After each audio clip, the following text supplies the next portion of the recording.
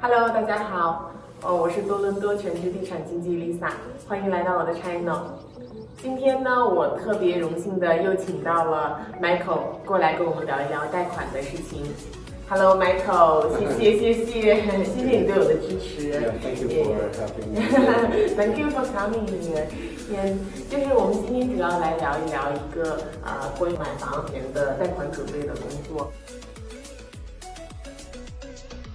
因为 Michael 你知道吗？很多客人过来找我的时候就告诉我 Lisa， 我想买房。我说没有问题啊，那你的 budget 是多少？他可能也没有太大的概念，我就会跟他说，我说你是用现金买吗？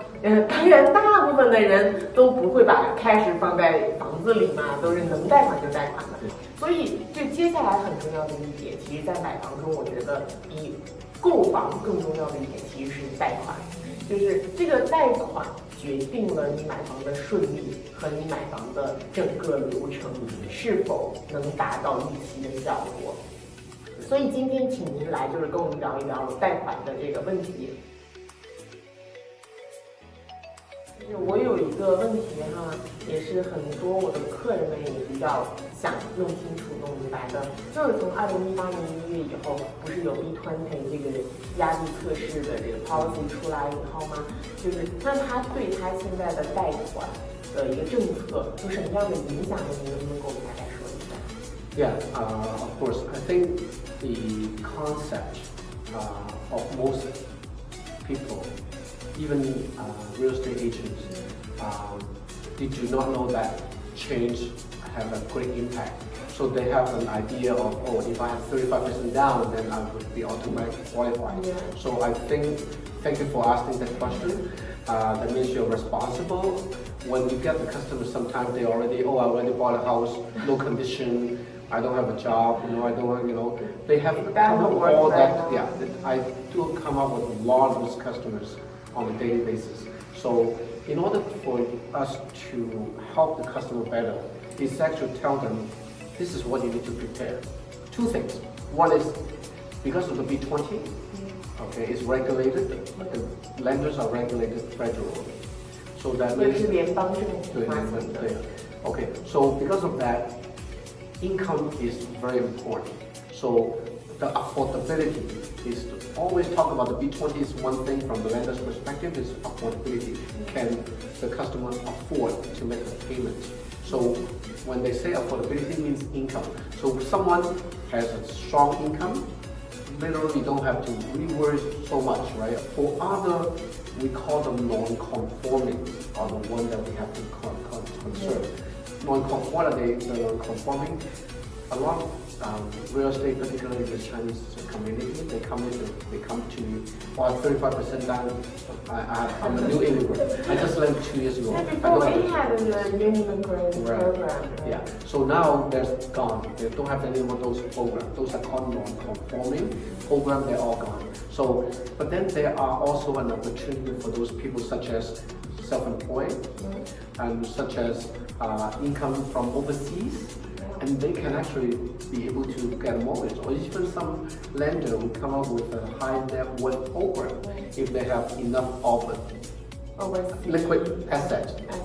Usually in Canada, they can actually apply for based on the asset. You introduce the customer to a professional mortgage, professional, and let them have a discussion before you actually take the customer to look for a house. I think that will save you a lot of grief. 在2018年1月份以后，B20实行了。之前我们还有30%的 down payment without asking any question, right？ 就是我们在付30%档、35%档的时候，银行就自动会借给你65%，它不会去看你的收入，它甚至不会看你的海外收入，什么都不会看，不会看你的资产或者是借贷的这些债务之间的关系。但是现在就像您说了，就是 B20出来以后，所有的在 federal 就是在联邦政府以下，所有的都必须要经历这个压力测试，所以它唯一的参考标准就是工资收入。那是加拿大的收入还是海外收入也是可以的。Okay, under the B20 has to be Canadian income. But there are lenders allow you to use overseas income. Most of the lenders allow you to use overseas income if the incomes are coming from the Fortune 500 companies. So you have a small income, that is going to be a little bit difficult. Now, in the broker channel, there are also other ways that you can expand that qualification. There are lending institutions that are not federally regulated. So when they are regulated provincially, that means they can actually do not need to go through the B20 and the stress test. Okay, but they still have to go through the criteria, but the stress test can be removed, right? So that means if you go to a bank, for instance, you can borrow up to 4 times. 就是只要是在 B20 实行的情况下，我们都是要拿工资做支持的。也就是现在 B20 规定的是你的贷款额度不能超过你工资的4倍，那这个时候还要减去你的叫什么？你的负债，比如说你的车是 lease 的，你的房子你买的是 condo， 还需要有 maintenance fee 呀，就是这个condo fee 在中间你要减掉。比如说你还有学生贷款没有还完，那其实贷款的额度就特别少了，越来越少了，是因为政府想要 lower 他自己的 risk， 就是降低他自己的风险，降低银行的风险，也不是想让这个marketing 一直在膨胀式的增长，也要让大家都 affordable， 就可以承担起这个。To me, I think they would take all the heat from media, from us professionals who always push the government to change the policy. But from what it is now, it doesn't seem that to be the policy derail that housing market. No, it's still growing. What they really want to see is the balanced market. What it means is they have enough buyers and enough sellers. So it's always a balanced market. When there's one side, keep one side, and that's not good for the market. When there's too many buyers, not enough sellers, that's exactly what happened, is that going up, right? When the other way around, the price will go up. Now the balanced market is more healthier. That's how I see it, right? So, but I think the government will change the policy a little bit. I would say that to ease a little bit, just because of the interest rates not going up as much as they anticipated previously. 另外一个问题呢，就是那现在 B20 实行了，贷款越来越难。那像有工资的，其实就还好，比如说家庭收入超过10万的、超过20万的、超过30万的，他们都 OK， 都可以，还是 affordable， 不是那些比较贷款麻烦的问题。问题就是在我的很多的客人中间，有很多学生，对吗？有很多新移民。也有很多其实像我这样的自雇的人，比如说他是做贷款自雇、做保险自雇的，或者是做 contractor 的，他是没有一个很固定的收入的这些人。那我们应该怎么样寻求贷款呢？这样有很多这个，there's still a lot of selections, a lot of choices. Depends on the situation. That's why you need to come talk to an experienced broker. So let's say you have a restaurant owner. It's a very good restaurant. You only report $20,000. So there are lenders who will be able to see the cash flow of the restaurant. So let's say that restaurant has MasterCard, Visa. They have one account. You can see it very clearly, right? And also they actually deposit cash into another account. You can combine with those incomes minus the expenses. Expenses, usually those lenders would not need you to reprove it. For instance, cost of goods, rental expenses and all that stuff. So when you have a net of that income after the revenue, you can use that as an income. So most of the time that we are able to help those clients. Plumber, for instance. And I do also help a lot of real estate agents. So what they do, we help you is by looking at what's your commission already for the year. And ideally, you have 2 other years, but I also help the new agents based on just for this year. And I can have 但是你们看的是就是 net income 和 gross income， 你知道我们这些做自雇的很大的区别。Yeah, most of the lenders do not need you to. Let's say you spend a lot of money in advertising. We don't have to say that to them. All they see is the gross income, and then we can say that more expensive would be your cell phone, for instance. Right? So we can actually use. 所以其实是可以用 gross income 去做贷款的，在一些情况下。没错，呀。刚刚我们讲到了就是自主经营一些 business， 或者是自雇的，像我们这样子一些自雇的人士怎么贷款。然后还有一类就是 cash loan。您给 cash loan 的话，有没有一些建议？A lot of people actually get cash, but if they take the cash and keep it in the pocket and spend it, then you cannot do it, right? So it's very important to have the customer. If the customer is a set of a customer looking for a home, ideally you want to talk to us first, so I can help them to how to position the deposit, okay, into the account so that we can see it. So some banks they only see 3 months. So you can actually just do 3 months. So start now. Okay, still not too late. So you tell, oh no, you're not qualified, no. But you can actually start now. By the time you look for a house, maybe it's even 6 months later, right? Okay. So you can start now and do that. So based on the situation, I would advise the customer to prepare. For instance, open up a bank account and just by self. Sometimes you don't want to mix up with personal and stuff, right? Because you don't want them to see the expenses, right? So I have to teach them a lot of things about how to prepare the income. 那 Michael 刚才跟我们说的就是，如果是开始的话，我们是尽早要做准备的，一定要去先找一个 professional 给你规划，你看你怎么样把这个 cash 变成你的存入流水，是吧？然后这样去规划你的贷款细则。所以不要等到你今天要买房，或者你已经买了房了，你再去找银行贷款，你发现没有办法再贷到这个款，或者是有很多不是特别专业的人会给你做一些材料呀什么，其实是客人自行承担的很多风险，这个事情也是之前都有发生的。那还有一类的人群是留学生，像这一类的有没有办法解决？We also help a lot of the foreign student. Sometimes they say they can actually provide an income overseas. So there are still lenders allowed to use overseas income. So there are also situations whereby the parents actually be able to provide the income. The parents supporting the child studying here, and we can actually use those income as well from overseas income.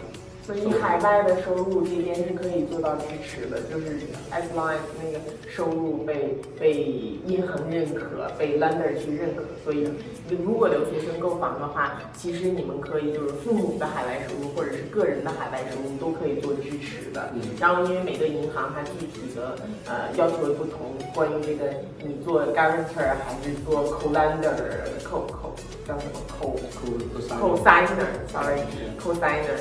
然后就是它是其实不是太一样的，这个关于到你房子上不上开头的问题，就是父母要不要上你的房产证的开头的问题，其实有很多的细节。但是就是简单一句，就是留学生你是可以用你自己或者父母在海外的收入做你的贷款支持的。对，这样。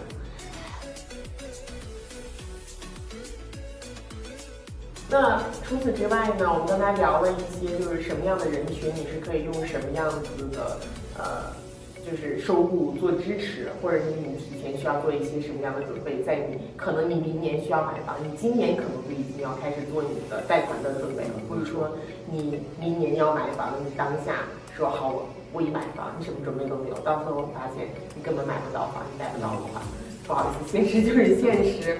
那么还有一个很重要的问题就是，有很多客人过来跟我说，我已经能贷到房。然后我也有down payment，但是为什么到我可动用的时候我就做不下来呢？银行就会告诉他，其实是你的down payment的出现了问题。那 Michael， 您在这个话题上跟我们也分享一下。From the bank's perspective, and the money is in the bank, still good, right? But not as simple. All because of the international anti-money laundering law. Okay, the anti-money laundering is very important that we have to observe. Just because of that, because the banks, the lenders are very cautious about where the money comes from. How do they define the money is yours? As long as the money is in your possession more than 90 days, and it's your money. 所以为了防止国际洗钱法，所以银行基本上都要确认这个钱是你的，而不是洗出来的，因为很多的钱都是从海外过来的，或者从别的账户过来的。您的意思就是说，如果这个钱至少要在你自己的贷款账户上，你自己的账户上待够90天，才是 qualify， 就是它是被承认的。I see a lot of situations whereby I see the money is already 90 days. Yeah.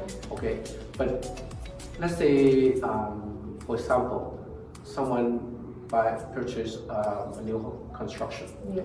2 years ago. 2 years ago, the money is already yours, right? Today is already 2 years later, yeah. right? So the banks still ask where the deposit came from, right? So you put 5 times $50,000 each, so they will see where's from this. Really? This is your money, yes. So when you send them the statements, and let's say January 1st, 2018, suppose, okay, and the money come out, but then again, only 1 day before the money goes in, they went in, then they will question you, where did the money come from? So that will open up the can of worms, because the money has to be proven, even though this is already 2 years later, it's your money, right? Now, that being said, if the money is already in your account 2 years, and then you have, let's say you put in a GIC. The GIC was purchased 91 days ago. That is perfect. You can use that money, it's yours. They didn't care that money come from somewhere else. Okay, you understand? But that's why when it comes to the deposit down payment piece, I always want to talk to the customers, show that to me first. Because you're right, the last minute, because of that down payment, that deposit was not clear, and that's going to be a problem. 所以我可不可以这样说，就是每一笔进到你账上的钱，其实都是待在你账上的时间越长越好的。就哪怕你买楼花的话，你去支付呢5%的 deposit， 就是每一笔5%的 deposit 的时候，那这一笔5%的 deposit。银行都有可能在最后贷款的时候question它的来源。那如果你必须要把这一笔钱，就是证明它在你的账上待了足够长的时间，或者是它这个 gift 从你的父母过来的话，在你父母的账上待了足够长的时间，不能说是第一天进来的钱，你第2天付了 deposit。所以一定这些都是很小的细节，但是银行到最后就会用这些细节去挑战你，或者是去不让你这个申请通过，是很重要的。所以每一步都得要跟你的 financial advisor、mortgage specialist 去沟通好，才能做足充分的准备，是这样子的吗？就是每一步就是一定要沟通到细节，不要自己想的是怎么样，那个钱就在账上就没有关系。其实到最后，我见过很多这样子的案例，所以我们今天专门把 Michael 叫过来跟我们聊这些。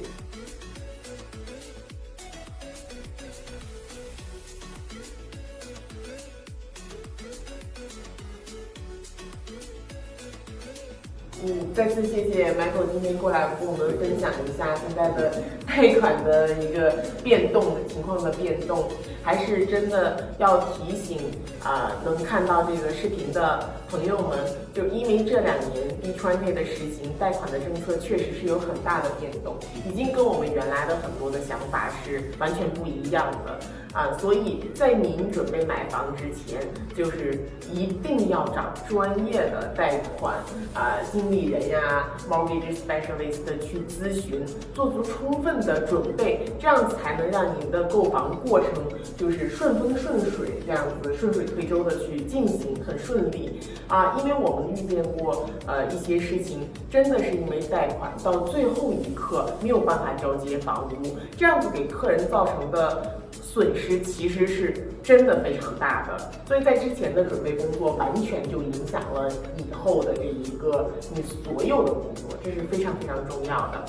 谢谢 Michael 过来，也谢谢大家过来看我这次的视频。我们下一期还会有一期和 Michael 的视频，那我们就下期再见吧。